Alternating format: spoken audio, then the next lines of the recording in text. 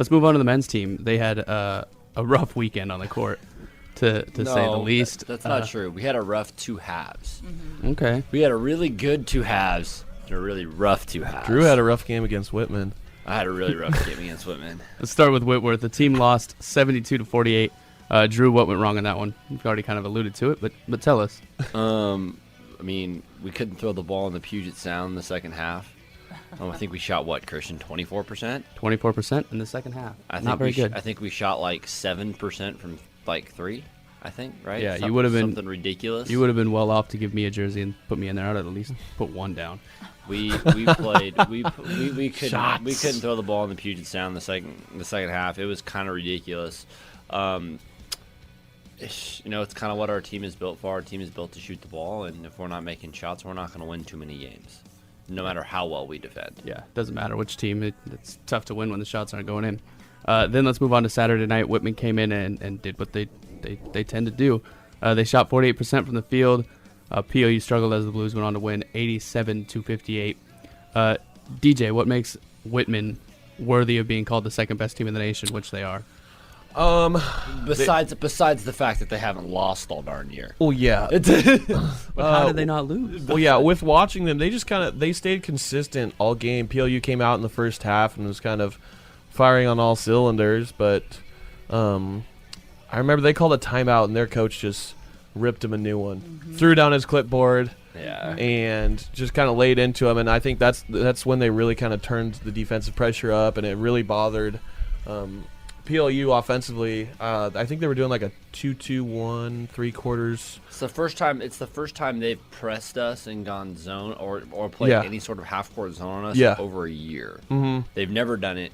They've always been just a man-to-man full court pressure team, and they were kind of trapping at half court too, which bothered you guys. They went into a zone press and a half court trap, something that we were not prepared for. Yep, and it showed very quickly. Yeah, but like I was saying, consistency is just what seemed prevalent with that team, and I think going forward they're a team to be reckoned with nationally because I think they're ranked second now, right? Second, yeah. And so hopefully they'll represent the Northwest Conference well in the NCAA Division III tournament. That's exactly right. The PLU men's basketball team is 11-12 overall right now on the season, 6-8 conference with 2 games left to go. Lacey, have you noticed anything that as to why the PLU men's basketball team hasn't been as successful as we might have thought they could have been? Yeah, well, I think we kind of already hit on it with this last weekend. You guys, the men's basketball team, can put together a really good first half. And you can basically stick with any team, as we saw with Whitman being the second-ranked team in the nation.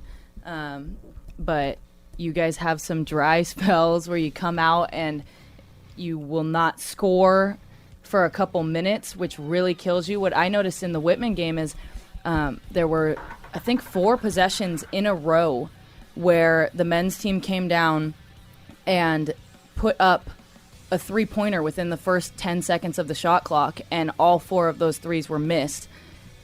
And then Whitman was able to come down and capitalize and score, which is just kind of a momentum shift there.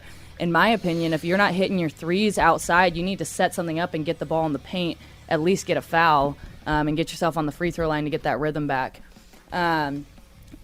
Same story. We saw it against UPS last time the men played them at their place. In the final 3 minutes of the first half, PLU only scored 2 points and allowed UPS to go on a run. So ending that first half, the score was 37-46 UPS, and PLU goes on to lose that one.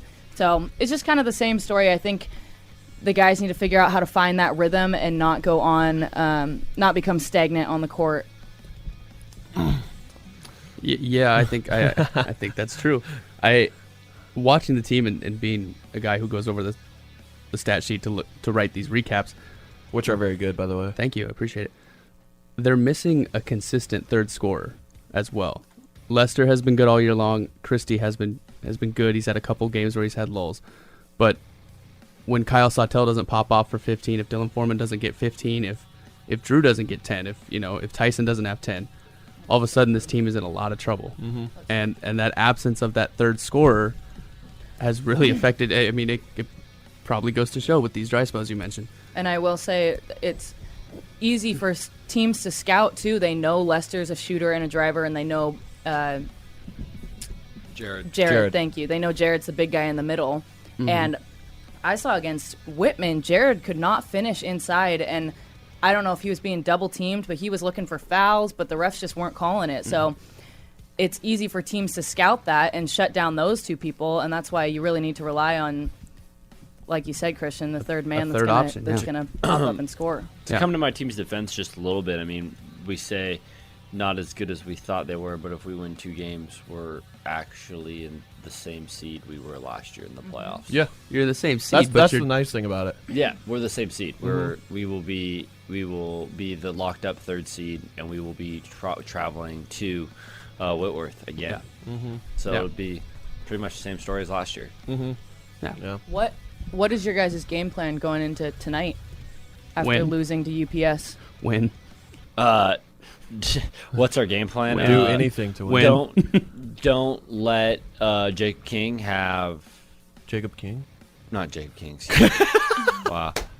Don't let... I forget... Now you have me forget his first name. No, King, who's their post player, have 22, and Mansacola have 28. Let's just... So Mancasola's going to get to run free and launch all his shots and shut down the other guys? Because I'd be with that. That would make sense. Mancasola can shoot from about... half court he's in range. Yeah.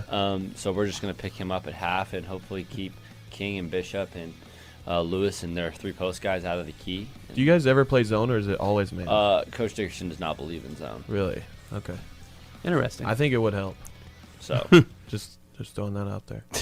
All right. So PLU hosts Puget Sound tonight. The women tip off at 6 p.m. Then the men are at 8 p.m.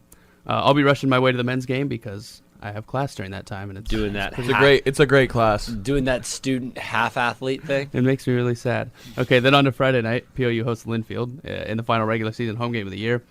It'll be the last home game for PLU men's basketball coach Steve Dickerson. Make sure you get down to Olson on Friday night because I'm sure the athletic staff is working on a great way to honor him that evening. So for real, go down there and check it out. Same times that night, the women are at 6 and the men tip off at